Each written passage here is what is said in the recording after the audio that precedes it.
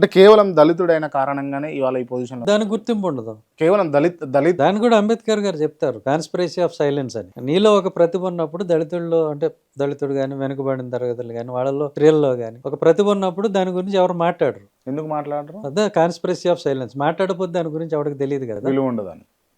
Not a joke గదా! అంటే మీరు మీ సర్వీస్ గానీ, ఐపీఎస్ క్యాడర్ దాకా ఐపీఎస్ అవ్వడం గానీ, వివిధ క్యాడర్‌లో మీరు పోస్టింగ్‌లు జేయడం గానీ, ఇదంతా నాట్ ఏ జోక్ అయితే కాదు.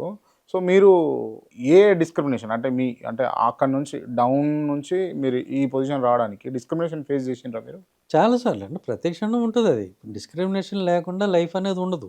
పర్టిక్యులర్‌గా కాస్ట్ డిస్క్రిమినేషన్. క్యాస్ట్ డిస్క్రిమినేషన్ నేను చెప్పేది. మన ఐడెంటిటీ క్యాస్టే ఈ సమాజంలో. వ్యక్తికి ఏం గుర్తింపు ఉండదు, గౌరవం ఉండదు. Only your identity is your caste. Okay. Nothing more. ఒకవేళ నేను అడుగుతున్నా, ఒక కమ్మనో, ఒక కాపువో, లేకపోతే సునీల్ కుమార్ గారు అయ్యుంటే, ఇవాళ చీఫ్ సెక్రటరీయో, లేకపోతే ఇంకోటో పెద్ద పదవి, ఇంగా మీరు వరించలేని పదవి మీకు ఈ స్థితి రాకుండా ఉండేటోళ్ళా? ఖచ్చితంగా. Accept it. హ్మ్.